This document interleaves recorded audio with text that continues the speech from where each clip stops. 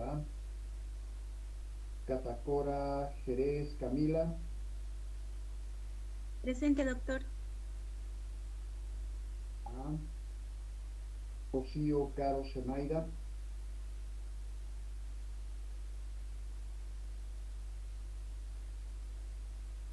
No está. Espada Cuenca Miguel. Presente, doctor. Buenas tardes. ¿Qué tal, Miguel? Gómez Ajeran Javier.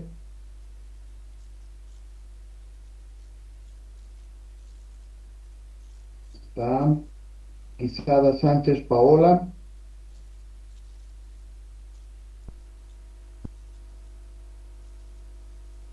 Guzmán Gómez Cristian. Presente, doctor, buenas tardes. ¿Qué tal? Huanca Mamani Janet. Presente, doctor. Ya. Huanca Ramírez Melanie.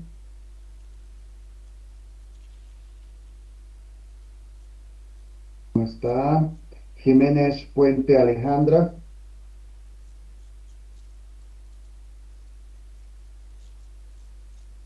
No está.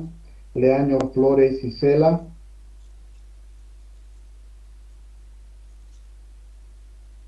No está. Orellana Mamani Naida. Presente, doctor. Ya. Pérez Navi Araceli. Buenas tardes, doctor presente. Hola Araceli. Rueda Zapata Brandon. Buenas tardes, doctor, presente. Ya, ¿qué tal? Siles Camacho Maya. Doctor, ya sé. Doctor, me llamó a mí, pero no estaba dando el audio. Soy Javier Ya. Gómez.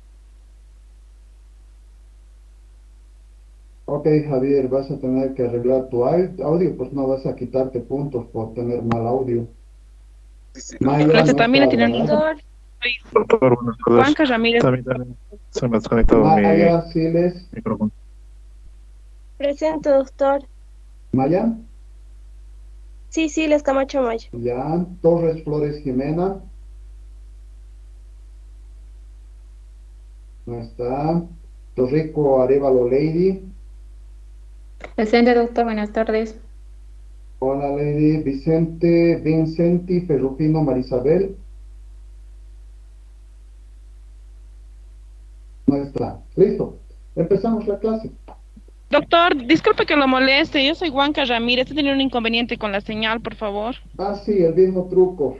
Menos mal ya es desde la siguiente semana presencial.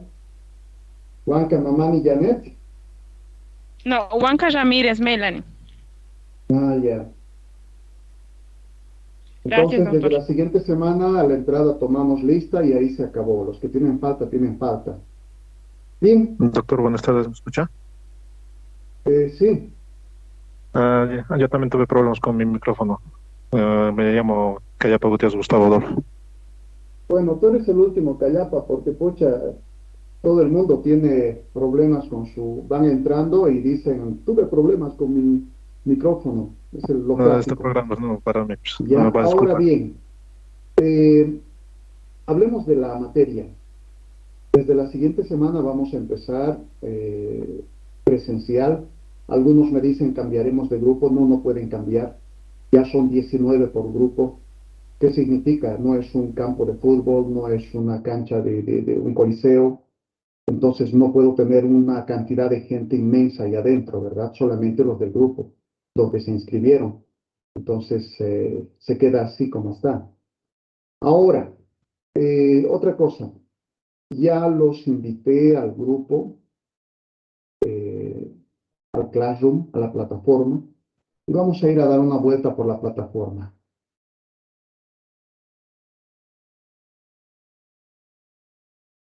Si no ven la pantalla, me avisan.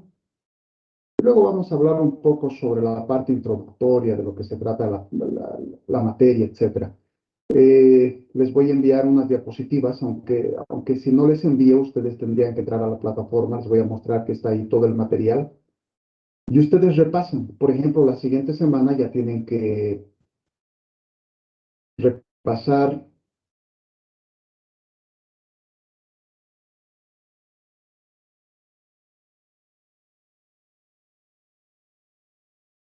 el tema de recetas médicas, o sea, van a leer las diapositivas, hay un video, les voy a mostrar dónde está el video. Perfecto. Este es muy bien. Entonces, esta es la plataforma, ya han debido entrar. Aquí están todas las personas del grupo, agarré sus correos institucionales, que es lo que se hace, y se introduce el correo institucional. Nos vamos a personas y aquí están todos, ¿verdad? Aquí van a estar absolutamente todos. Algunos como Celia Navi Flores todavía no aceptó, María Scarlett Arnés no aceptó, Néstor Ballestero, etcétera, etcétera. Entonces, esperemos que no sea como el año pasado que aparecieron un mes o 2 meses después, porque ya saben, si tienen 20% de inasistencia, automáticamente en la práctica no tienen nota, ¿correcto? Entonces, está aquí todo en la plataforma. Fíjense, desde el 1, introducción y páginas asociadas. Por ejemplo, aquí, si queremos saber cuál es el plan de avance, el programa analítico y todo lo demás, está aquí, en 1. Entonces entran aquí y lo que hacen es ingresar solamente. Por ejemplo, podrían ingresar aquí al programa analítico, ¿verdad? Y cuando entramos al programa analítico nos avisa toda la secuencia de temas. Aquí está todo lo que vamos a avanzar en este semestre. Salimos de eso, quiero ver cómo me van a evaluar. Y dentro de la evaluación colocamos esto, que el examen va a valer 100 puntos, ¿verdad? Todos los exámenes de teoría son sobre 100, no hay trabajos prácticos, no hay absolutamente puntaje de ninguna otra cosa. Lo que sacan en el examen se les pone. Y obviamente ustedes ya saben las proporciones, ¿verdad? ¿O no saben las proporciones, muchachos? Las proporciones de las notas son el primer parcial 17,5, el segundo parcial 17,5, el final es de 25%.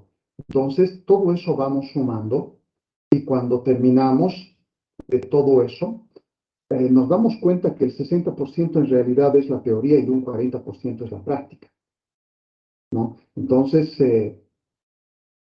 todas esas notas de la teoría son de puros exámenes, el 100%, solamente exámenes. Ahora, en la práctica es diferente.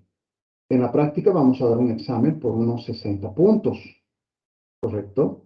Y aquí la participación y asistencia. Cuando digo participación, probablemente la asistencia no voy a tomar en cuenta absolutamente. ¿Por qué? Porque cuando dan los repasos, conversamos con ustedes y todo, ya es la asistencia. Entonces, una asistencia muerta donde nadie participe, probablemente la voy a poner 0 puntos. Si ustedes quieren que yo note su asistencia, van a tener que participar. Van a tener que hacer preguntas, ¿verdad? Sobre el tema, decir, por favor, no entendí tal cosa, ¿a qué se refiere? Bla, bla, bla, bla. Pero si no participan, automáticamente eso es asistencia 0. Y vamos a tomar repasos orales. Como ya les estoy diciendo, para la siguiente semana tienen que leer esas diapositivas. Significa que la siguiente semana voy a dar un pequeño repaso de lo que vamos a hacer de esas diapositivas de recetas y van a tener un repaso al final, un repaso oral. A cada uno les voy a ir preguntando. Por eso no puedo tener mucha gente, ¿verdad? Tal vez pregunte solo a 5 personas o a 7 personas o tal vez 9 personas. Y la siguiente semana las otras 9 personas. Entonces, son 19 por grupo. No puedo tener a más gente, si no, no podemos avanzar absolutamente nada. Entonces, entran aquí. Y aquí dice, todo estudiante con menos del 80% de asistencia en la práctica no tendrá nota práctica. Así de simple. Si han faltado demasiadas prácticas, pues no tienen nota de práctica. Pueden dar los exámenes teóricos, etcétera, pero no las prácticas. Aquí, en la segunda parte, YouTube y página web. Página web no importa, ¿verdad? No importa ahí. El punto es esta dirección de YouTube. Cuando ustedes entran a esta dirección de YouTube, se van a encontrar con todos los videos de la materia, ¿verdad? Aquí está, por ejemplo, respiratorio, que es el tema 6, video 1. Entonces van a ver un video 2. Respiratorio, que es el tema 6, video 2. Cardiovascular, es el tema 5, video 2, etc. Y van a encontrar absolutamente todos los videos de la materia, incluyendo los de la práctica. Si quieren ver el de la práctica, pues está aquí, prácticamente, ¿verdad? Aquí están todos los videos, ¿dónde está el de práctica? Aquí está práctica 6, índice de masa corporal, práctica 5, lidocaína, práctica 3, laboratorio, práctica 2, signos vitales, práctica 1, receta de adultos, porque la práctica 4 es la receta para pediátrico. Entonces tienen los videos, pero no tienen de todas las teorías, por ejemplo. ¿Por qué no van a tener de todas las teorías? Porque eso haría que mucha gente no entre a las teorías, ¿verdad? Y no tomó en cuenta la parte de asistencia a la teoría, pero tienen que entrar, es parte de la obligación. Ahora bien,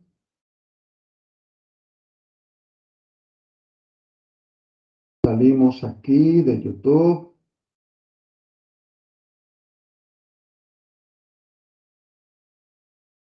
A mí me interesa donde ustedes, si quieren repetir el tema y todo lo demás, pues van aquí a YouTube y escuchan los temas. Algunos que son muy largos están fragmentados en 2 o 3, porque a veces los videos largos aburren totalmente y es difícil de verlos.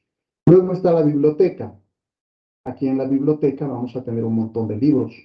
Por ejemplo, tenemos aquí el de Guyton. Tenemos el de fisiopatología, McTiganum. Este es el libro que ustedes van a utilizar para esta materia. Es el libro base. ¿Hay otros libros más? Sí, claro que sí.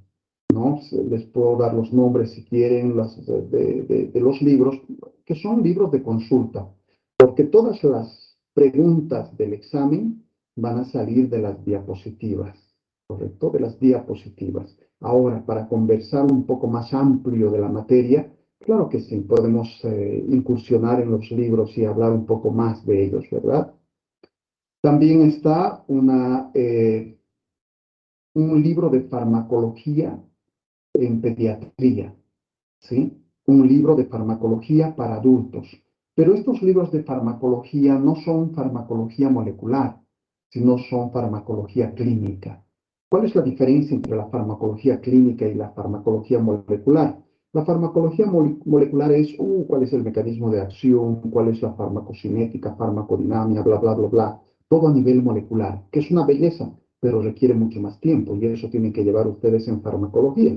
En cambio, la farmacología clínica es, a ver, ¿cómo se usa simplemente la amoxicilina? Se da la dosis media de 500 miligramos cada 8 horas, ¿verdad? Esa es la farmacología clínica, nada más. Si es una infección respiratoria, por 10 días. Entonces, la farmacología clínica es esa. Y este libro de farmacología pediátrica, para cuando lleguemos a pediatría, nos va a avisar, nos va a hablar sobre las dosis pediátricas, que para los niños es diferente. Porque si me dicen cuál es la dosis de adultos de amoxicilina, diré 500 miligramos cada 8 horas es la dosis media para adultos. Y si me dicen cuál es la dosis pediátrica, diré 40 miligramos por kilogramo de peso día, es la dosis pediátrica de amoxicilina. Entonces, vamos a necesitar estos libros, el libro de la clínica y el laboratorio, y algunos fármacos en odontología, que es un libro de farmacología más enfocado a la parte odontológica, ¿correcto? Y van a tener que leer para la siguiente semana esto. Es un texto. Se llama el razonamiento clínico, ¿correcto? ¿Cuántos son? 12 paginitas rápidas. Las pueden leer en 2 horas, ¿verdad? Razonamiento clínico, que es la base de lo que vamos a utilizar y vamos a conversar la siguiente semana. Les haré algunas preguntas sobre esto. ¿Qué más? Ya tenemos esto y aquí están los temas de teoría. Todo esto vamos a llevar. En sangre vamos a llevar 3 temas, ¿verdad? Uno, vamos a llevar eritrocitos, que ya hemos avanzado eso el anterior viernes. Este viernes vamos a llevar leucocitos. El siguiente viernes vamos a llevar coagulación. Después entraremos a síndromes infecciosos, cardiovascular, respiratorio, endocrino, nervioso, digestivo, renal, musculoesquelético. Todas estas diapositivas están aquí, ¿correcto? Y la mayoría de estos videos también están en el YouTube. La práctica, ¿qué cosas vamos a llevar? Empezando de lo que vamos a hablar ahora, que es solamente teórico, un pequeño, que les digo, vamos a hablar un poquito sobre la introducción a la fisiopatología, qué es salud, enfermedad, tonterías, que no van a entrar a los exámenes, eso es solo para conversar y tener idea de lo que vamos a hacer y que vamos a aprender. Lo que sí va a entrar es todo el resto, receta para adultos, signos vitales, laboratorios, recetas pediátricas, lidocaína, índice de masa corporal, fármacos, probablemente ampliemos después con otras cosas como inflamación, etcétera, ¿verdad? Y luego los exámenes, que ya no vamos a ver exámenes virtuales, antes se ponía aquí, y les puedo enviar algunos repasos sin puntaje para que practiquen algunas preguntas, respuestas, esto como una forma de preparación para los exámenes parciales, ¿correcto? Ahora bien, ¿qué preguntas tienen, niños, de todo lo que hemos hablado ahora? ¿Qué dudas tienen?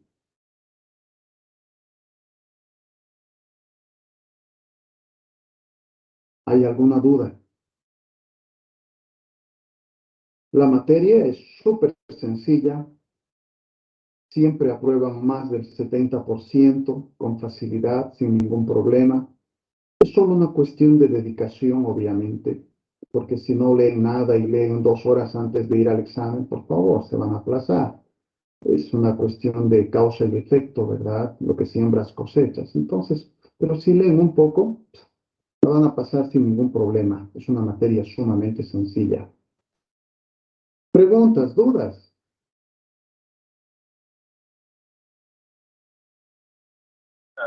Doctor, ¿se me escucha? Javier, claro que sí, dime. Sobre eso, en su clase o su clínica, ¿va a ser en un hospital o en un edificio? Algo así No, escuché. solo en el edificio, ahí a media cuadra, porque el detalle es en el hospital, podríamos hacer en el hospital, pero hay un problema, no vamos a poder avanzar, porque en el hospital, cuando iban al hospital solamente escuchaban lo que se hacía con el paciente, pero no avanzábamos absolutamente nada. ¿Captas? Entonces, a la hora de evaluar la práctica, no había mucho de qué evaluar. Así que vamos a hacer ahora en un consultorio, en un edificio que está a media cuadra, 50 metros de la entrada de odontología en la Venezuela. ¿Sí, Javier? Ya, doctor, sí. Y bien que tomas el tema, bien que tocas el tema, porque lo que vamos a necesitar, como va a ser aquí una participación mucho más activa de hacerlo en un hospital, porque allá yo veía a los pacientes y solo miraban los estudiantes y nada más. Aquí vamos a hacer todo, absolutamente. ¿Qué significa? Vamos a hacer historias clínicas, vamos a hacer la toma de signos vitales, todos ustedes van a tener que auscultar pulmones, corazón, presión arterial, hacer una historia clínica, vamos a hacer unos ejercicios de razonamiento clínico para hacer conclusiones diagnósticas, etcétera, etcétera. Entonces vamos a poder interactuar mucho más. Y esa era la idea de cambiar esa situación, porque allá nada, solo escuchaban las consultas, se alcanzaba un poco de tiempo, hacíamos algo de avance a la rápida y teníamos problemas después. ¿Ya? ¿Qué otra pregunta, niños? Doctor, en cuanto al uniforme para asistir a su clínica, ¿tenemos que ir solo con guardapolvo o algo, pantalón blanco? Solo guardapolvo. Pero aquí el detalle, tienen que llevar, son 4 cosas las que tienen que aprender a utilizar por el resto de sus vidas junto con sus equipos odontológicos. Uno es tensiómetro, entonces tienen que tener tensiómetro, tienen que tener un estetoscopio, un termómetro y tienen que tener un oxímetro. Son las cuatro cosas básicas. Ahora, no significa que obligatorio tienen que comprar cada uno de ustedes, pero si pueden conseguir, por ejemplo, dos equipos para todo el grupo, perfecto, ¿verdad? Que lleven 2 personas las 4 cosas. Es un poco antihigiénico con lo del estetoscopio, porque te pones a los oídos, se mete cerumen, utiliza otro, y es una forma de transmisión. Pero eso es fácilmente solucionable. Se agarra alcohol, se pone alcohol, con algodón se limpia, y alguna otra persona puede utilizar sin ningún problema para hacer la práctica. ¿Más preguntas?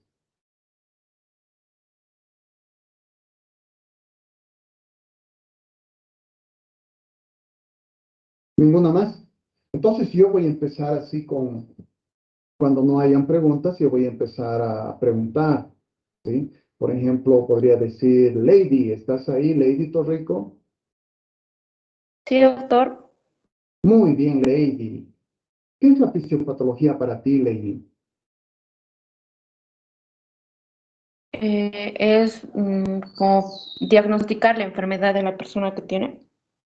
Básicamente sí, ¿verdad? Si muchas palabras dijo algo, es cierto, aunque la semiología también es eso, ¿verdad? La semiología es el estudio de los signos y síntomas, es decir, la extracción de toda la información para generar un diagnóstico. Y fisiopatología es más o menos eso. ¿Qué opinas? A ver, ¿quién más? Naida. Naida Orellana, ¿estás ahí?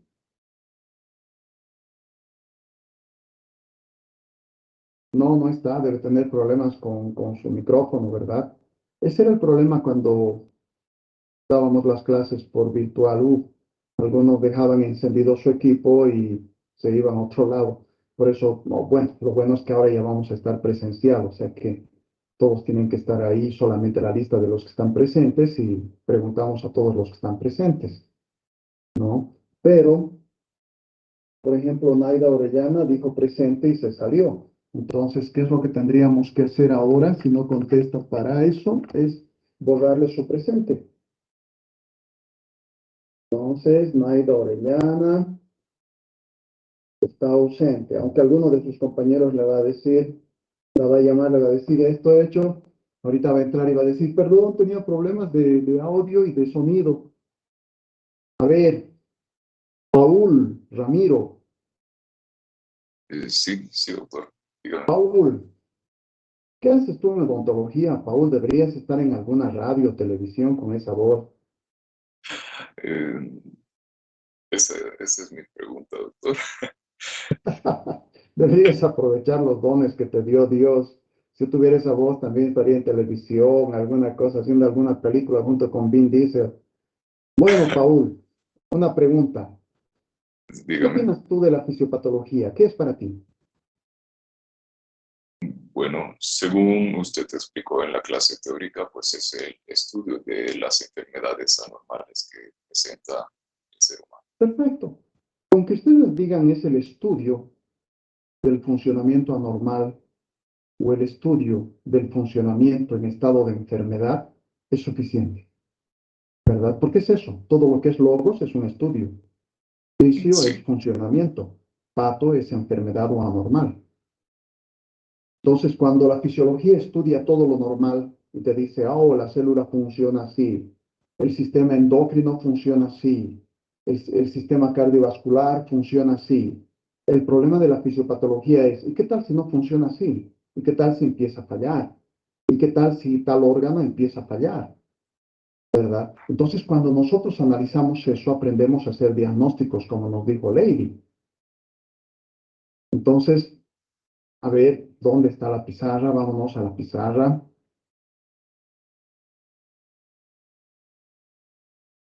Aquí. Entonces, cuando nosotros hablamos de fisiología, hablamos de salud automáticamente, ¿no? Porque fisiología significa salud, pero fisiopatología significa enfermedad. Ese está lento. Ese era el otro problema que teníamos siempre con el computador, que a veces la señal de Wi-Fi no estaba muy buena y todo se hacía súper lento. ¿no? Pero bueno, por eso ya presencial, menos mal, ya vamos a empezar con todo presencial. Entonces, sano, fisiología, enfermo, fisiopatología. ¿Y qué vamos a ver en fisiopatología? En fisiopatología vamos a ver, pues, qué es lo que pasa con un paciente, ¿verdad? Si me dice, doctor, tengo dolor. Si me dice dolor, no significa nada. Tendría que decirme dónde. Primero tiene que decirme la ubicación. En el pecho, donde está el corazón. Listo. Ahora tengo que ubicar características. Tendré que preguntar, ¿le duele todo el tiempo? ¿Le duele solo a momentos? ¿Cuándo se mueve? ¿Cuándo está durmiendo? ¿Verdad? Le preguntaré ese dolor en el pecho que usted tiene, ¿verdad? Es como si fuera una punzada, como si fuera opresivo, como si fuera un cuchillo que lo atraviesa a través. Entonces, todas esas características me van a ir diciendo dolor en el pecho, donde está el corazón, al lado entonces izquierdo, ¿verdad? Y luego me dirá, se me hinchan los pies, edema en miembros inferiores, tengo dificultad para respirar, disnea, ¿verdad? Entonces me van a decir una serie de signos y síntomas. Todo ese conjunto de signos y síntomas, voy a decir, es un síndrome. El síndrome es un conjunto de signos y síntomas. Entonces yo voy a tener que agarrar todos estos signos y síntomas y decir, ok, ¿a qué podría ser esto? Este dolor en el pecho, voy a tener que analizar. Este dolor en el pecho podría deberse a qué cosas. A ver, si es mujer, podría ser la mama izquierda, podría tener una mastitis, ¿verdad? Podría ser el músculo que está lesionado porque ha hecho un esfuerzo demasiado grande. Podría ser una neuralgia de los nervios intercostales. Podría ser un espasmo esofágico,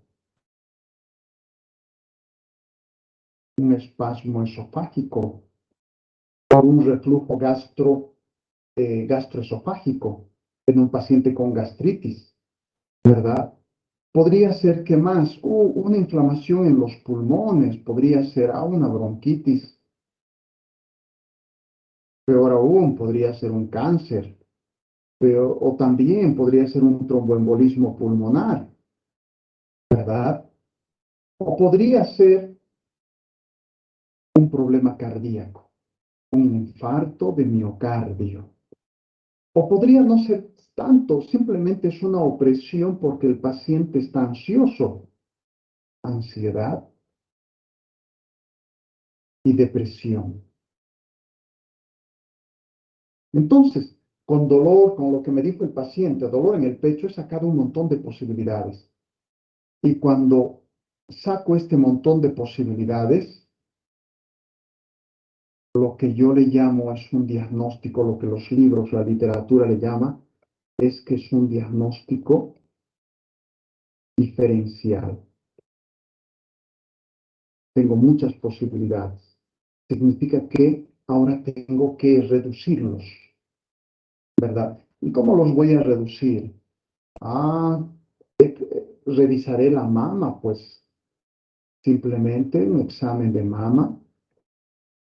Mandaré a hacer una ecografía de mama para ver si eso no es la mama. Si es muscular, comprimiré, le haré inspirar profundo. Si es una neuralgia, igual. Si es un espasmo esofágico, averiguaré si tiene el paciente gastritis, ¿verdad? Si es pulmones, le sacaré una radiografía de tórax. Si es infarto de miocardio, podría hacerle un laboratorio de enzimas cardíacas y podría hacerle también un electrocardiograma, ¿verdad? Y si no es ninguno de esos, he revisado todo bien, será pues un problema de ansiedad y depresión. Le preguntaré, ¿usted está nervioso, ansioso? Ah, sí, le cuento que mi esposa está embarazada otra vez, es mi sexto hijo, y no sé qué voy a hacer porque apenas tengo trabajo y mi sueldo es bajo y estoy muriendo por la parte económica, ¿verdad? Pucha, ¿quién no va a morir con 6 hijos sin tener un sueldo estable? Bueno, es obvio que la persona está con depresión, con ansiedad. Entonces, pero buscaré otras señales de la ansiedad. Podría ser, por ejemplo, una contractura muscular en los antebrazos que produce una contractura de Dupuytren, que la mano se encoge, dice, se me está encogiendo la mano, estará con taquipnea, habrá hiperventilación. Entonces, hay un montón de cosas que yo debo buscar. Y al final, me quedo con un diagnóstico definitivo. Y el diagnóstico definitivo es uno solo. Infarto del miocardio, digamos. Todo apuntó hacia un infarto. Y cuando es infarto, haré tratamiento. Obviamente el tratamiento va a depender de quién es el médico, ¿verdad? Porque si yo hago el diagnóstico, voy a tener que mandarlo a esto, derivarlo a un especialista, al cardiólogo. Al cardiólogo. Cardiología. Listo. Él se encargará de hacer el tratamiento. Hará un tratamiento paliativo, hará un tratamiento curativo si es posible, ¿verdad? Y listo. Todo se revierte hasta que este paciente vuelva a estar en un estado fisiológico normal. Entonces, nosotros en fisiopatología vemos absolutamente todo eso. Tenemos que hacer el análisis. Por eso les dije, tienen que leer ese texto que les he mostrado en la plataforma, razonamiento clínico, porque el razonamiento clínico es la forma de pensar que nosotros desarrollamos, ¿verdad? Perfecto. Así que esta solo es una introducción, vamos a pasarlo rápido. No voy a entrar al examen, nada, es solo para tener idea de lo que sucede con la fisiopatología, qué es la fisiopatología, porque cuando hablamos de la fisiopatología es pasar de salud a enfermedad. Salud es fisiología y patología es enfermedad. Entonces nosotros nos encargamos del paciente enfermo. Vamos a hacer un análisis de su problema, qué le molesta, cómo está, qué dificultades tiene, qué manifestaciones, y vamos a hacer un diagnóstico. Es un proceso diagnóstico. El proceso diagnóstico es todo lo que hemos hecho. Colocar las manifestaciones y analizarlas una por una. ¿Ustedes hacen eso en odontología? Claro que sí. Me duele en frío y en caliente. Examinan, tiene una carie, sacan una radiografía para ver si esta va hasta la pulpa y deciden si van a hacer endodoncia y obturación o solamente obturación. Si es muy grande, tal vez obturación no, utilizarán otras cositas que colocan encima, ¿verdad? Con los protecistas. Entonces, hacen el mismo proceso. Primero un diagnóstico y después el tratamiento. Obviamente los diagnósticos a veces son problemáticos porque siempre me contaban sus compañeros, Doc, ¿por qué nuestros docentes siempre tienen diferentes criterios? Uno dice, no, es solamente para obturación, y el otro dice para endodoncia. Claro que sí, las percepciones son diferentes. Alguno tal vez dice, no, el dolor no es tan intenso y parece que no está muy grande, entonces es muy probable que sea solamente. Pero no puedes concluir hasta que hayas abierto, limpiado y ver si realmente ingresa hasta cámara pulpar o no, o cerca, o hay pus por ahí, ¿verdad? Entonces, a veces ser precipitados con un diagnóstico no es muy bueno. Primero hay que explorar, hay que sacar radiografía y decir, ¿cuál es el diagnóstico? No sé, espere, podría ser esto, podría ser esto. Así que vamos a confirmar, sacaremos una radiografía, abriré la carie, haré una limpieza y vamos a ver hasta dónde penetra, etcétera, etcétera. Porque hay casos a veces que sacan radiografía y parece que no entra hasta la pulpa, pero cuando empiezan a limpiar, llega hasta el fondo. Entonces se convierte en una endodoncia, ¿verdad? Eso ustedes hacen diagnósticos y hacen tratamientos. Obviamente, si no son endodoncistas, tal vez es mejor que no se metan, porque últimamente se complica todo. Lesión de furca, complicaciones, y los pacientes están cada vez peores. Cada vez peores en el sentido de que usted me ha arruinado, creo, la cosa, doctor. He ido donde otro odontólogo y me ha dicho, le han hecho mal.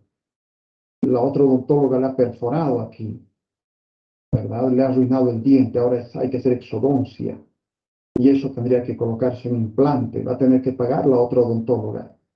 Y ahí empiezan los problemas legales, de mala praxis y todo lo demás. Es decir, así son. El otro odontólogo le va a decir, no, su anterior odontólogo le ha hecho mal. Así de simple. Entonces el paciente va a ir con su abogado, que eso es lo que hacen típicamente últimamente, y listo, te arman el lío. Vamos a dar parte a sedes, vamos a pedir que le quiten su título. Bueno, quitarles el título no pueden, meterlos a la cárcel por un diente tampoco, pero sí pueden hacerles pagar, ¿verdad? El error cometido, claro que sí. Y también es lo más justo que hacer. Entonces, solo esto. ¿Cuál es el punto? ¿Por qué fisiopatología? Si ustedes son odontólogos, eso es lo que siempre dicen los estudiantes. ¿Por qué doctor fisiopatología? Si eso es para los médicos. Nosotros solo hacemos dientecitos. Pero no es así. Ustedes son parte del sistema de salud, ¿verdad? Solo unos cuantos pacientes de ustedes, ¿cuántos serán? 40 de cada 100, van a estar saludables, sanos.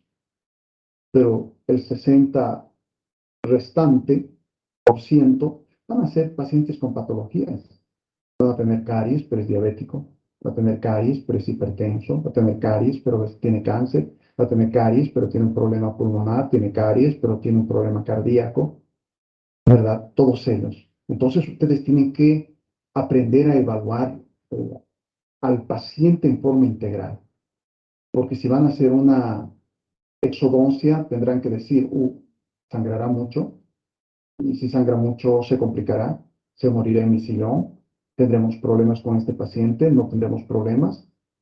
¿Verdad? Ustedes necesitan tener en su mente la posibilidad de cualquier complicación, pero para eso tienen que analizar y decir, ok, no, este paciente no se va a complicar, su problema es leve, tiene un resfrío, ¿qué problema podría tener?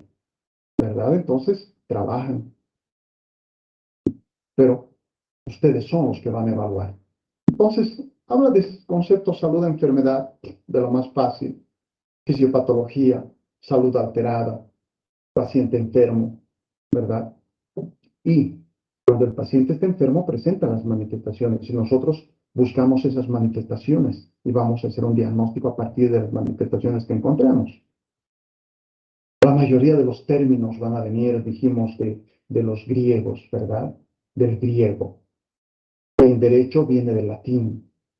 Entonces vamos a hablar de esa manera. Allá en prácticas desde la siguiente semana yo les voy a preguntar a todos ustedes directamente. A ver, voy a decir, Lady Torrico, ¿estás ahí? Sí, doctor. Lady, ¿qué significa taquicardia, Lady?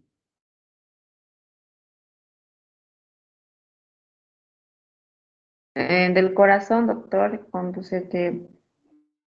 ¿Qué cosa del corazón? ¿Del corazón tiene anticucho o qué? No, es cuando se te... Por sí, se te para. Se te pare, por favor no digas así. Eso suena muy prohibido. Ay, ya, doctor, está bien, perdón. Claro, ¿cómo vas a decir se te para? Está mal hablado totalmente, ¿verdad? Mal hablado y por nuestra parte mal interpretado. Sí, Entonces tendrías que explicar bien, taquicardia significa aumento de la frecuencia cardíaca, es cuando el paciente incrementa su frecuencia cardíaca por encima de 100. Cuando se para el corazón se llama paro cardíaco simplemente, pero es un paro cardíaco. Ahora también podríamos decir asistolia, significa que no se produce sístole ventricular, por lo tanto no está bombeando, es lo mismo que un paro cardíaco, ¿verdad? Entonces, desde la siguiente semana vamos a empezar con todo eso. Si ustedes ya tienen que leer esta semana recetas, van a tener que leer toda la terminología que está en esas diapositivas. Y la siguiente semana las vamos a analizar, vamos a repasar, vamos a disipar dudas, etcétera, etcétera. ¿Cómo se hace una receta? ¿Sí? Pero es que nosotros necesitamos hablar totalmente apropiado en relación a lo que es el área de salud. No imagínate si al paciente le digo, señor, lo siento, pero se le va a parar el corazón, si sigue usted así, le va a dar un infarto ese rato.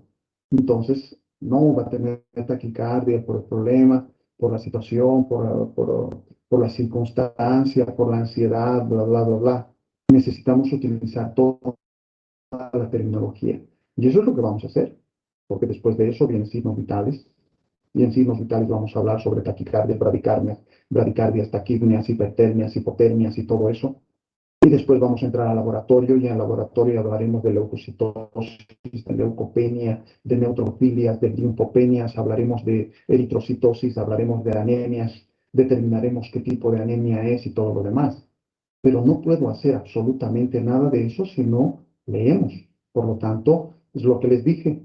A principio de cada semana les voy a enviar las diapositivas. Ahora ya les voy a enviar luego, a la noche, un mensaje diciendo tienen que leer para la siguiente semana eritrocitos, más el tema que leamos este viernes, que va a ser leucocitos. 2 temas. Además, tienen que leer todo lo que es receta de adultos. Están las diapositivas y saben dónde encontrar los videos. Y la siguiente semana repasamos eso y tomamos un repaso. ¿Correcto? Entonces tenemos un montón de material donde accesar. Si alguien no sabe, significa pues que no entró a la plataforma, que no vio las diapositivas, no vio el video. En otras palabras, no tuvo mucho interés, ¿verdad? Pero espero que nadie nunca me diga, doctor, es que tenemos muchas cosas que hacer, usted no sabe. Yo cuando me dicen usted no sabe, les digo, bueno, pasé 2 veces por la universidad para ser médico y para ser abogado. Hice posgrados, especialidades y todo lo demás, y mientras trabajaba. Entonces, todo el mundo se supone que tiene que tener tiempo, ¿correcto? Yo estudiaba y trabajaba, he hecho un montón de cosas, 2 trabajos, 3 trabajos, mientras estudiaba y trabajaba. Todos nos hemos dado modos de salir adelante. Nadie puede decir, no puedo porque yo estoy muy ocupadito. Muy complicado. Entonces, de eso se trata cuando hablamos de fisiopatología, ¿verdad? La enfermedad, la salud alterada, las manifestaciones que va a presentar el paciente y que vamos a tener que interpretarlas para poder hacer un diagnóstico. Se ocupa de las funciones del cuerpo humano. Sabemos, eso ya sabemos. Todo esto es teoría, es parte de la fisiología, fisiopatología. Se enfoca también en los mecanismos de la enfermedad subyacente. Obvio, si el paciente me dice que tiene tos, empezaré a investigar por qué tiene tos, ¿verdad? Tendrá tos, ¿por qué? Porque el ácido gástrico sube hasta la garganta y le produce una faringitis química irritativa y que por eso presenta tos. ¿Será porque tiene una inflamación por bacterias, por una infección bacteriana en las amígdalas, tal vez estreptococos, ¿verdad? Una amigdalitis, faringoamigdalitis estreptocócica. ¿Será solo reflujo? ¿Será que tiene un problema a nivel de bronquios, una bronquitis? ¿Será que tiene solo asma, una reducción del diámetro de las vías aéreas? ¿Será que tiene un problema en el parénquima pulmonar, tal vez enfermedad pulmonar EPOC, ¿verdad? De enfermedad P pulmonar, C crónica, que se caracteriza por 2 patologías, bronquitis crónica y un enfisema. ¿O será que tiene un cáncer pulmonar? Entonces vamos a empezar a investigar la tos. Vamos a empezar a buscar la causa. Solo que, como no vamos a poder pedir, ¿qué les digo?, radiografías y todo lo demás, tenemos que hacer un análisis solamente clínico, analizando todas las características que tiene el paciente a través de la anamnesis, a través del examen físico, la toma de signos vitales, los antecedentes que tiene el paciente, etcétera, ¿verdad? Y de ahí analizaremos qué cosas necesitará el paciente. Lo básico, porque ustedes no son médicos, no van a ir más allá, no van a pedir tomografías, no van a pedir resonancias magnéticas y todo lo demás. Perfecto. Salud. Esto es interesante. 1948, ahí empezó todo. 1948, casi inmediatamente después de la Segunda Guerra Mundial. Es que en la Segunda Guerra Mundial se cometieron tantas atrocidades que dijeron, no, organizaremos algo. Vamos a construir una organización mundial que se encargue de la salud. Y le llamaron OMS, Organización Mundial de la Salud, ¿verdad? Pero la definición de salud de estos individuos es exagerada. Un estado de completo bienestar físico, mental y social. Pucha, ¿quién tendrá un estado de completo bienestar físico, mental y social? Solo los ángeles de Dios, porque no tienen enfermedades, no tienen molestias, son perfectos y todo lo demás. Solo Dios, Jesús. Ellos tienen un estado de completo bienestar físico, mental y social porque manejan todo, son supremos. Nosotros, difícil pues. Tenemos problemas económicos, tenemos problemas familiares, tenemos pequeñas enfermedades, resfríos o quizás enfermedades más complejas, somos pobres, no tenemos un buen ingreso y todo eso genera problemas en nuestro organismo. Entonces, no vamos a estar con un bienestar físico, mental y social perfecto. Tal vez físico, si eres joven, pero tal vez no mental, porque tienes mucha angustia por los problemas que tienes, y tampoco social, porque te falta dinero, o tienes algún otro problema, ¿verdad?, en la casa y todo lo demás. Entonces, estar en los tres con un completo bienestar es totalmente utópico. Y no solo la ausencia de enfermedad, dice el concepto. Entonces, muy difícil, ¿verdad? Muy difícil, aunque es el ideal para muchas personas, se trata de una meta poco realista. Claro que sí, yo pensar en una posibilidad así solamente después de esta vida, por lo que Dios ofrece en la Biblia, ¿verdad? Dice, si tú eres aprobado en el juicio final, tendrás la vida eterna, pero ahí ya no tendrás dolores, no habrá sufrimiento, no habrá llanto, no habrán enfermedades ni nada. Esa es una vida perfecta, ahí sí vamos a poder aplicar esto.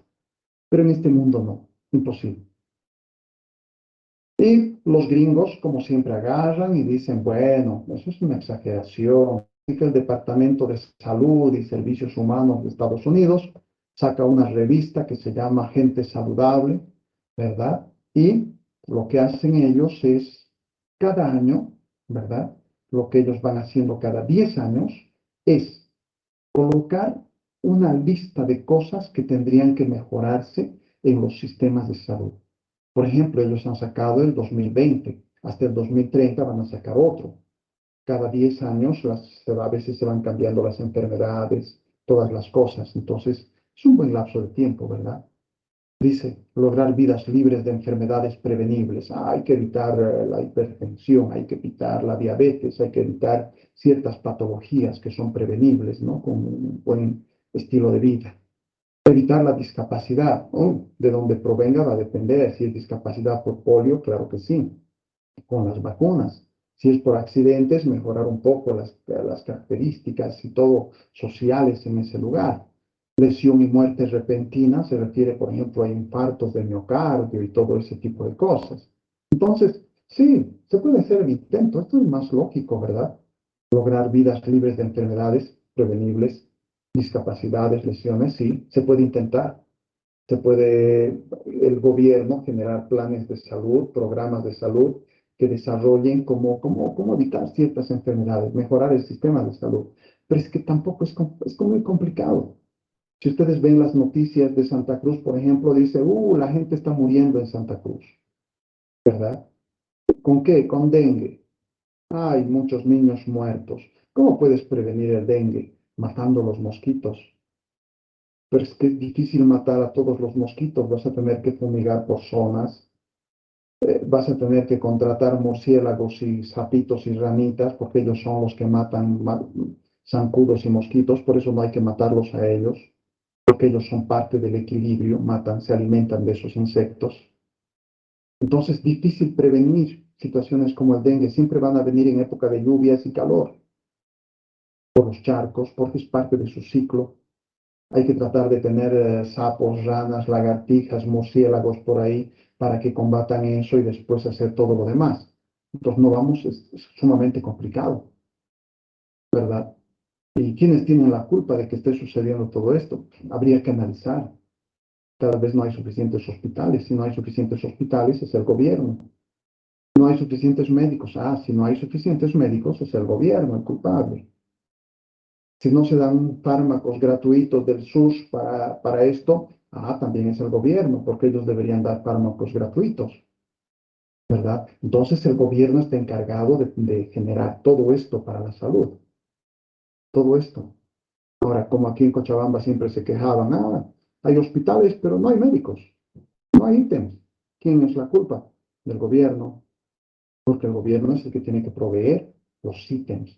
Pero es muy complicado, es un proceso sumamente difícil, ¿correcto? Porque eso significa dinero, inversión en salud.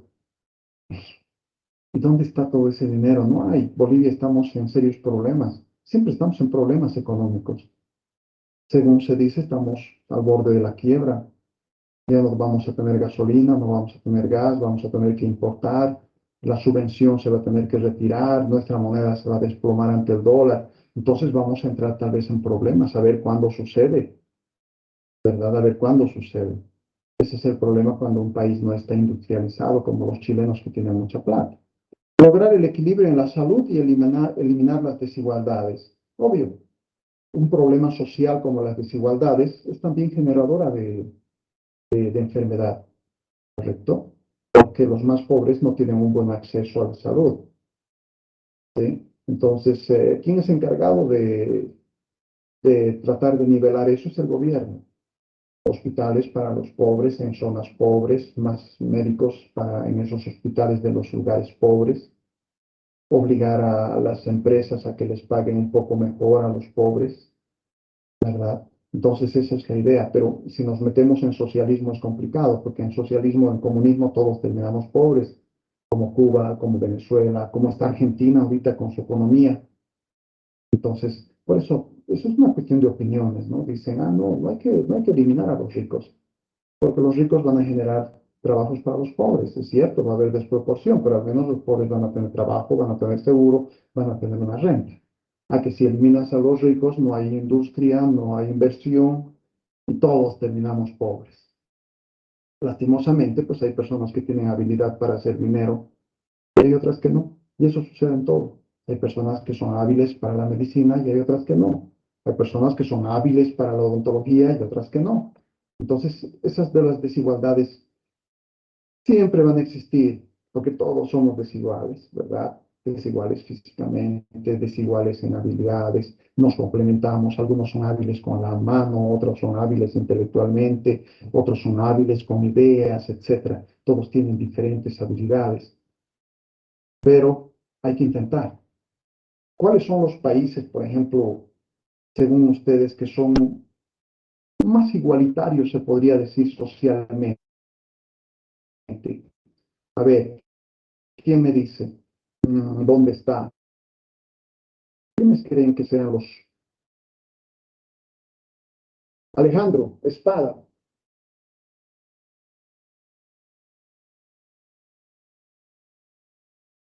¿Está Alejandro Espada?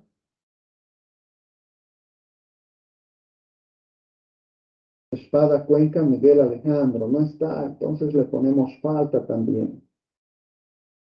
Ya, ustedes son testigos. Por si acaso me dice, pero ¿por qué me ha puesto falta? Porque se salió de la clase, dejó encendido su celular y chao. ¿Quién más? A ver. Lady ya nos contestó. Rueda Zapata Brandon. Sí, doctor, presente. ¿Qué tal, Brandon? ¿Qué opinas? Para ti, ¿cuáles son los países que están mejor en cuanto a igualdad social? Los países europeos, doctor. Sí, pero no tanto los países europeos tipo Alemania, Francia, creo, ¿no? Sino los países europeos, yo creo, un poco más socialistas, los que están más al norte, los nórdicos. Cuando digo nórdicos, ¿a qué me refiero? Que están al norte. ¿Cuáles son?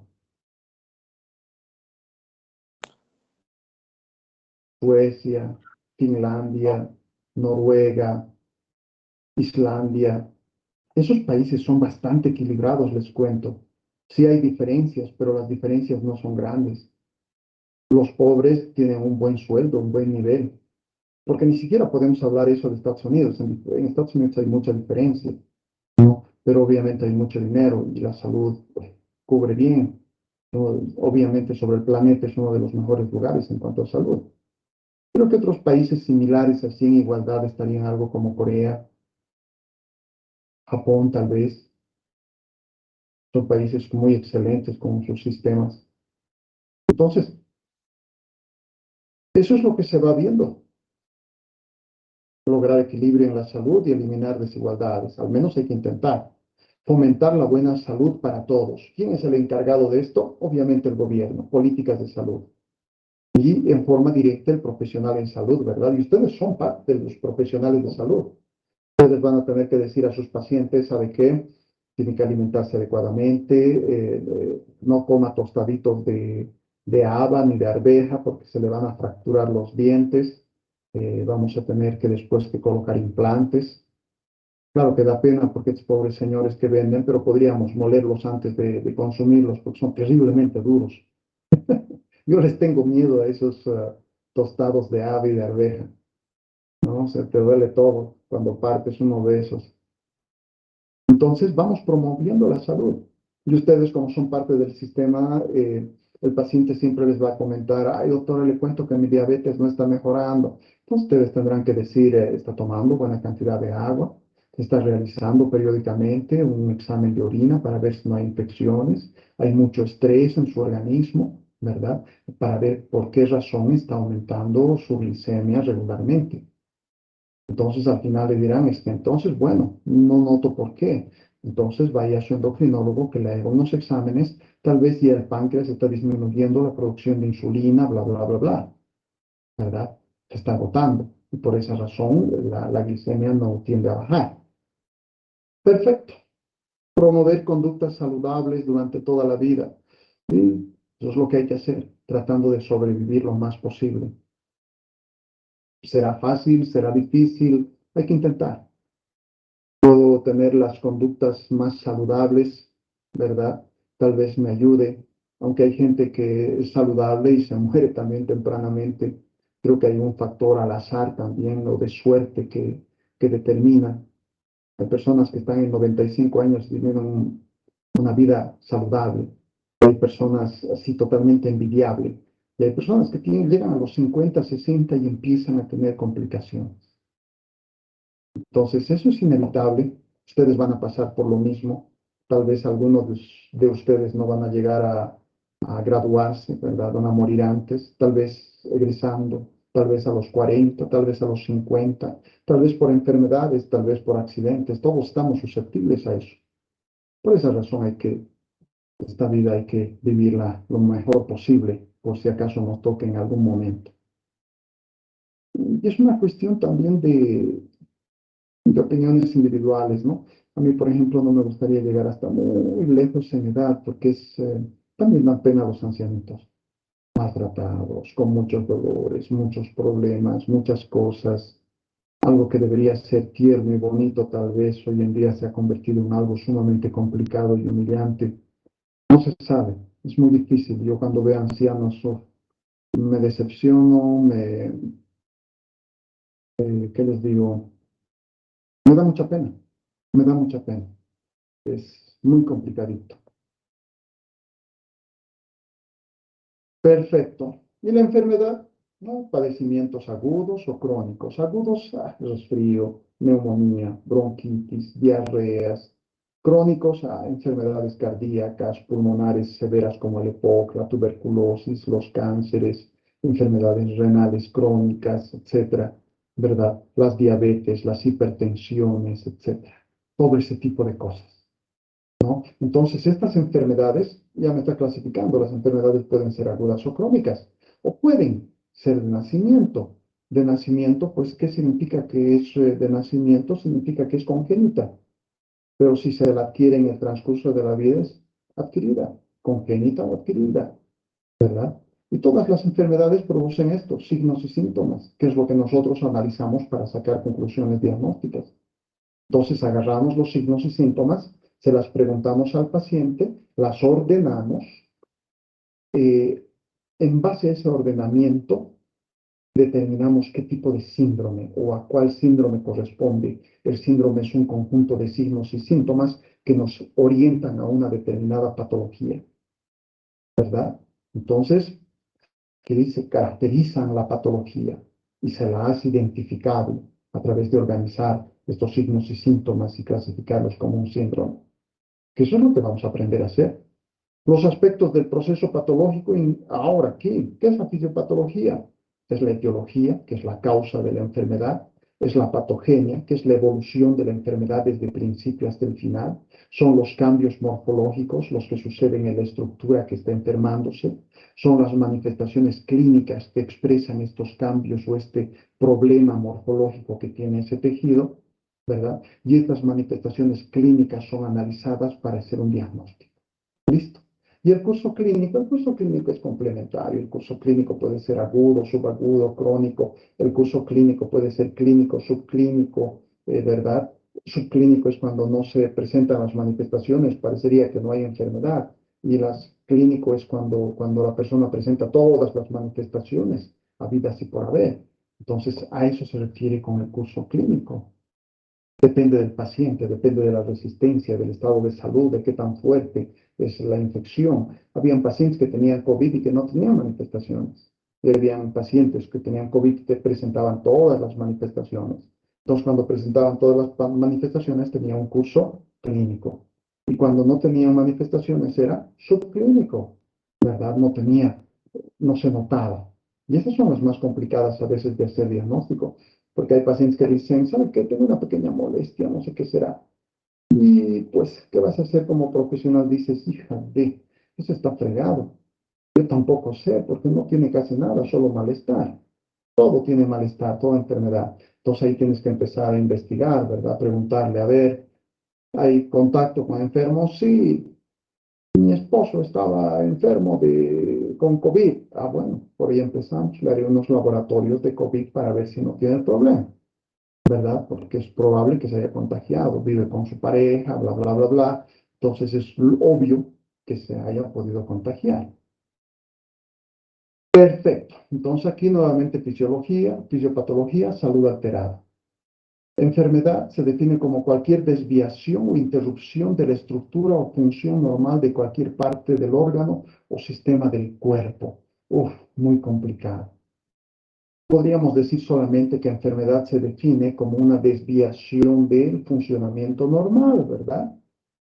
Entonces, ¿qué es la enfermedad? Es la desviación, ¿verdad? O modificación en el funcionamiento o estructura normales en alguna parte del organismo o en todo el organismo. Y listo, eso es enfermedad. Y que esta enfermedad se manifiesta con signos y síntomas, los cuales vamos a nosotros a aprender a evaluarlos para hacer diagnósticos. Listo, la causa, etiología, factores etiológicos. ¿Cuál será la causa? ¿Verdad? Por ejemplo, paciente tiene dengue. ¿Cuál es la causa del dengue? Es un virus que es transmitido por un mosquito, Aedes aegypti. Este es el que te produce una reacción que termina destruyendo tus plaquetas y produce hemorragia. Al haber hemorragia, pierdes sangre. Al perder sangre, pierdes eritrocitos. Al perder volumen sanguíneo y eritrocitos, baja la presión arterial. Al bajar la presión arterial y perder eritrocitos, mala oxigenación de las células. Las células se mueren. ¿A quiénes está matando más el dengue? Personas que son muy débiles en salud.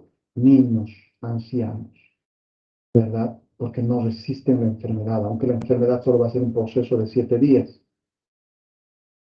La patogenia describe la forma en la que evoluciona el proceso patológico. Muy bien, desde un principio hasta el final de la enfermedad. Hablo de patogenia, cómo evoluciona la enfermedad. Morfología, la forma de las células, de los tejidos, ¿verdad? Las manifestaciones, síntoma, subjetivo, signo, objetivo. Eso nosotros sabemos desde siempre. Subjetivo significa, me duele la cabeza, no tengo cómo confirmar. Es subjetivo, ¿verdad? Si alguien me dice, disculpen, no pasé lista porque mi micrófono no funcionaba. Es subjetivo, no puedo confirmar. Pero cuando yo puedo confirmar, es objetivo. Cuando es objetivo, es un signo, ¿verdad? Perfecto. El síndrome, conjunto de signos y síntomas. Y este síndrome tiene ciertas características específicas que pueden hacer que el diagnóstico sea sencillo de hacerlo, ¿verdad? Es decir, nosotros vamos a determinar cuál es la enfermedad en base a la presencia de estos signos y síntomas en forma de un síndrome. Perfecto. ¿Qué más? Validez, confiabilidad, eso vamos a ir viendo más adelante. Ahí las diapositivas están ahí para que las puedan leer, pero esto es algo general, ¿verdad? La fisiopatología ayudará al médico a identificar mejor los problemas, claro. Mientras más sepa fisiología, fisiopatología, mejores diagnósticos voy a hacer. Mejor idea voy a tener de lo que estoy pensando, analizando. En odontología, pues ustedes mientras más sepan la estructura de los dientes, las manifestaciones y todo lo demás, mejores diagnósticos van a hacer. Perfecto. Y aquí está. Preclínica antes de que empiecen las manifestaciones. Clínica cuando las manifestaciones están presentes. Subclínicas cuando no hay signos y síntomas muy evidentes, claros, o sea, casi no se siente el problema, ¿verdad? Entonces tenemos absolutamente todo eso, que eso es sencillísimo. Esto solamente es una introducción. Ahora, la siguiente semana, ¿de qué nos vamos a ocupar? La siguiente semana nos vamos a ocupar, tienen que leer recetas, ¿verdad? Las diapositivas de recetas. Y le echan una mirada. Y la siguiente semana vamos a hacerlas conmigo. Y vamos a observar a uno o examinarlo a uno de sus compañeros, hacemos la historia clínica, le tomamos los signos vitales y le hacemos una receta. Digamos que el paciente tiene tal cosa, le hacemos tales recetas. Todos van a tener que hacer sus recetas. Voy a querer ver esas recetas, ¿verdad?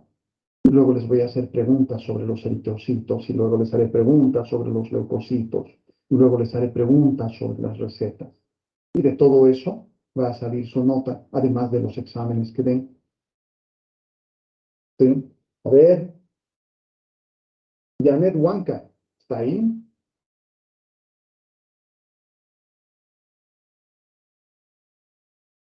Supuestamente debería estar ahí. Ahí dice Janet Huanca Mamán, invitada. Pero no está.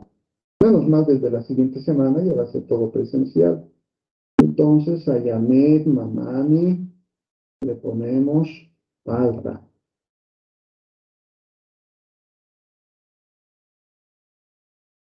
A ver, Cristian Guzmán. Sí, doctor. ¿Qué tal, Cris? ¿Qué es un eritrocito, Cris?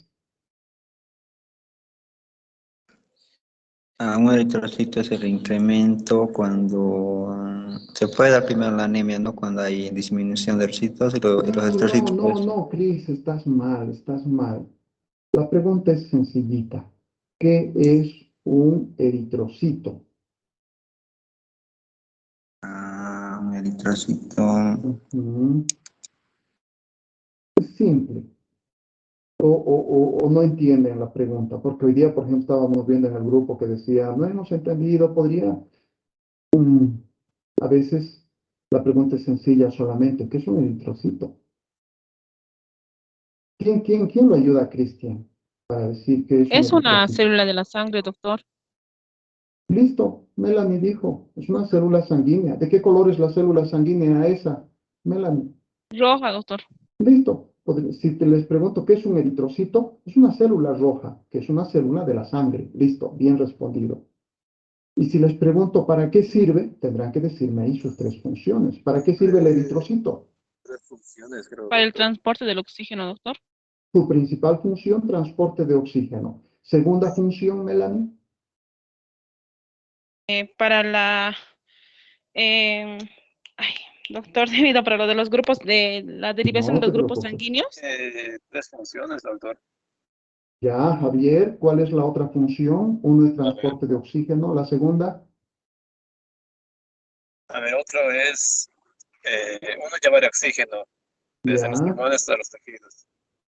El otro es transporte de dióxido de carbono. Transporte es una de las formas como el dióxido de carbono se transporta de los tejidos a los pulmones, a la inversa del oxígeno. Dos. ¿Y la tercera función? Es un amortiguador de pH. Es un amortiguador químico del pH. El pH es sumamente importante. Uf, no saben cuánta gente mata la acidosis metabólica o respiratoria. La acidosis. ¿Verdad? ¿Y qué es la acidosis? Es un desequilibrio del pH, donde el pH deja de ser neutro y se convierte en ácido, y las células se deprimen y se mueren. Terrible. Pero para evitar eso nos ayuda el glóbulo rojo, amortiguando, neutralizando hidrogeniones que se unen a la hemoglobina. Fácil. Pero aquí viene la clave. Ya sabemos qué es la célula y para qué sirve.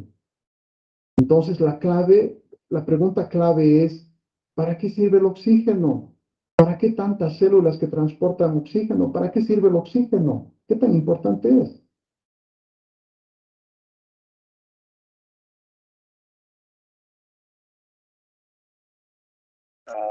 Para transportar la proteína, la hemoglobina. No, pues Javier, eso no. La hemoglobina es la que se une al oxígeno y la lleva dentro del eritrocito hasta los tejidos, ¿verdad? Pero ¿para qué sirve el oxígeno? ¿Cuál es la utilidad del oxígeno a la célula? Porque de nada me sirve saber, a ver, los eritrocitos son de 4 a 6 millones por centímetro cúbico. Los eritrocitos son rojos, son bicóncavos, tienen una proteína en el centro que se llama hemoglobina, y esta proteína hemoglobina está formada por 2 cadenas alfa y 2 beta, que son los que conforman, y cuando se está formando la protoporfirina 9 se une a unas moléculas de hierro que van a ser los sitios de unión para el oxígeno. Uf, tanto me sé del eritrocito, pero no sé para qué diablos sirve el oxígeno. No me sirve de nada, porque la clave de todo esto es el oxígeno. El eritrocito es el que transporta el oxígeno. Entonces, ¿para qué sirve el oxígeno? ¿Cuál es su utilidad? ¿Será que las células viven sin oxígeno? No. La vida de las células es incompatible sin oxígeno. En otras palabras, la vida de una persona sin oxígeno es incompatible. Mueren sin oxígeno las personas. Entonces, ¿cuál es la utilidad del oxígeno en las personas? ¿Quién me dice?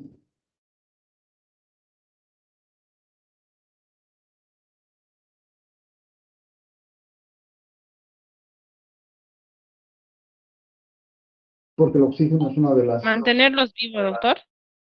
Mantenernos vivos, sí, Melanie, pero no pues así tan así mantenernos vivos. Tienes que decir exactamente para qué sirve el oxígeno a nivel molecular. Somos gente del área de salud, por eso nos van a decir doctor. Y doctor significa que soy experto en una determinada área en base a mucho esfuerzo de estudio. Eso significa doctor. Proviene del término doctor. Soy un experto. Pero si soy experto, no voy a decir, para mantenernos vivos necesitamos oxígeno. No, necesito explicar un poco más, Melanie. ¿Puedes explicar un poco más, Melanie?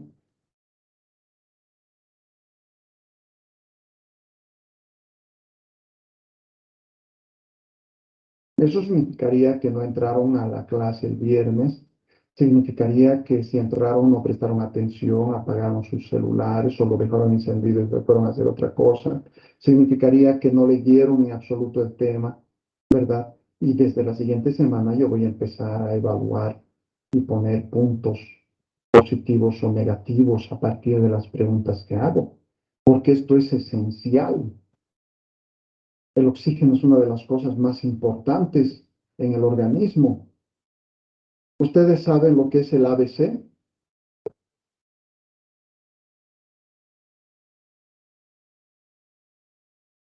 A, B, C. ¿Conocen el ABC?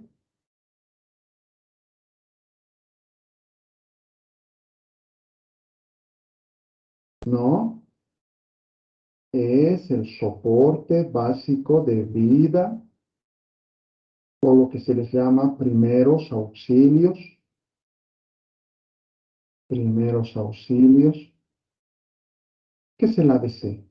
A, vías aéreas, extender, hiperextensión del cuello para permeabilizar las vías aéreas. Si está obstruido, primero desobstruir con la maniobra de Heimlich. B, ventilación, ver si el paciente respira, ¿verdad? Si respira, perfecto. Si no respira, le damos respiración boca a boca, que ya no se da hoy en día respiración boca a boca, se utiliza un dispositivo, porque a veces nos contagiamos de la saliva del paciente, no sabemos qué enfermedad tiene. Y C, circulación. Ver si el paciente tiene hemorragias, ¿verdad? Por ruptura de vasos sanguíneos. Ver si el paciente, su corazón funciona.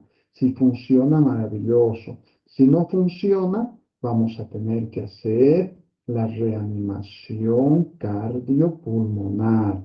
Cardio porque se le da masaje cardíaco y pulmonar porque se le da ciertas respiraciones cada cierta cantidad de masajes. Entonces, esto deberíamos saber todos los médicos y odontólogos, porque esto es lo que tenemos que hacer en un paciente que se desmaya. Se desmaya en tu consultorio y ¿qué hago? ABC, ¿verdad?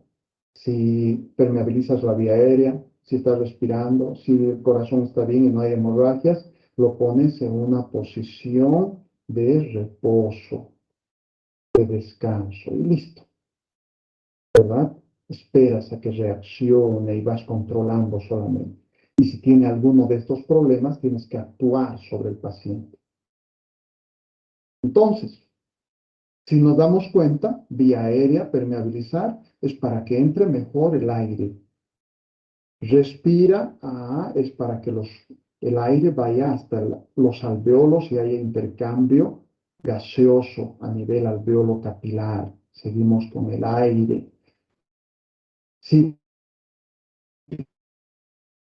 Circulación. ¿Para qué circula la sangre? Pues para que este aire lleve lo importante que nos interesa. Oxigenación hace que la sangre se mueva, es decir, para que los glóbulos rojos puedan llevar oxígeno a las células. Si se dan cuenta, todo esto es oxígeno. Todo esto es para beneficiar para la administración de oxígeno a las células. Entonces la pregunta es, ¿qué es el oxígeno? ¿Para qué sirve? Si estamos hablando de que eso es lo más importante en todo eso. ¿Qué me dice?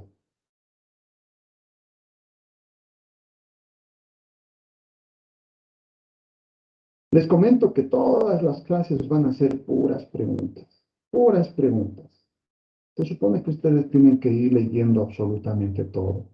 Este no es primer año, ¿verdad? No es primer año de odontología.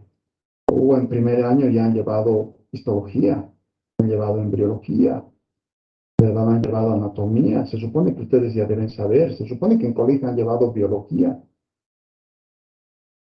En segundo año, ¿qué han llevado? Fisiología.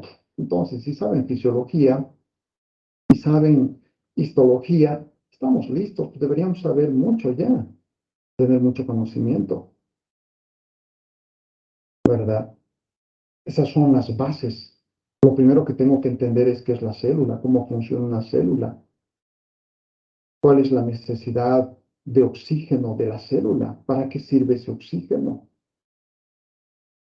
Pero si no sé qué es el oxígeno y estoy en tercer año de odontología o de medicina, estamos en problemas. Estamos en problemas, ¿verdad? Porque el oxígeno, sin oxígeno morimos.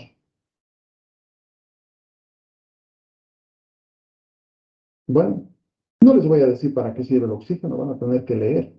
Y la siguiente semana les voy a volver a preguntar, ¿verdad? La mayoría de las patologías se mueren por la deficiencia de oxígeno. El dengue, por falta de oxígeno. Por falta de oxígeno, ¿por qué? Si el dengue es hemorrágico, si sale la sangre, ¿y qué lleva la sangre? Oxígeno, los eritrocitos a las células. Si se sale la sangre, baja la presión y deja de llevar los eritrocitos oxígeno a las células y las células se mueren por falta de oxígeno.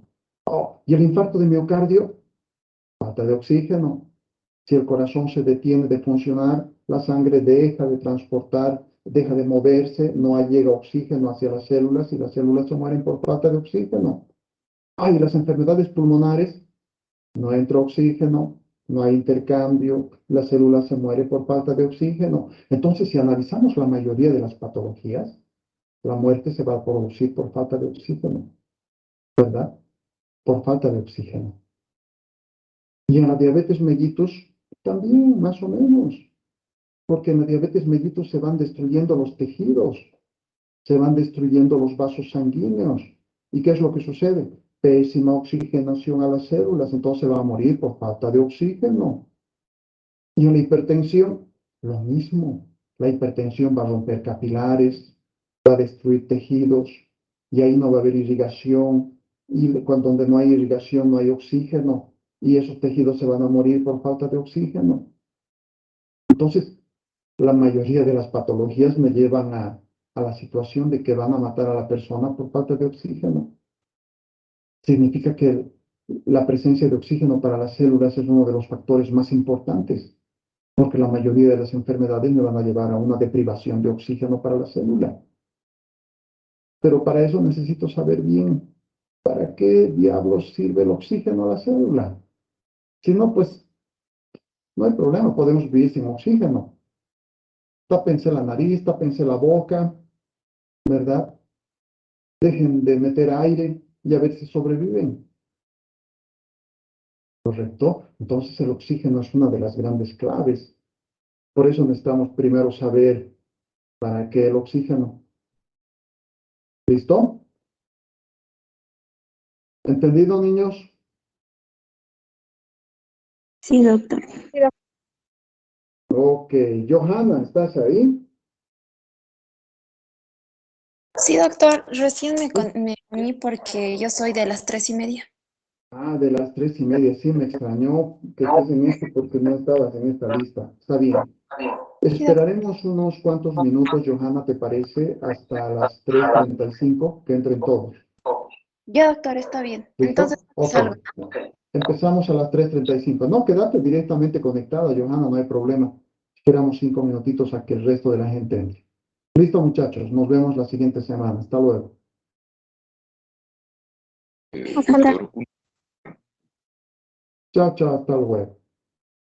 doctor, ¿Sí? le comento que me cambié de grupo práctico justo antes de entrar a la clase.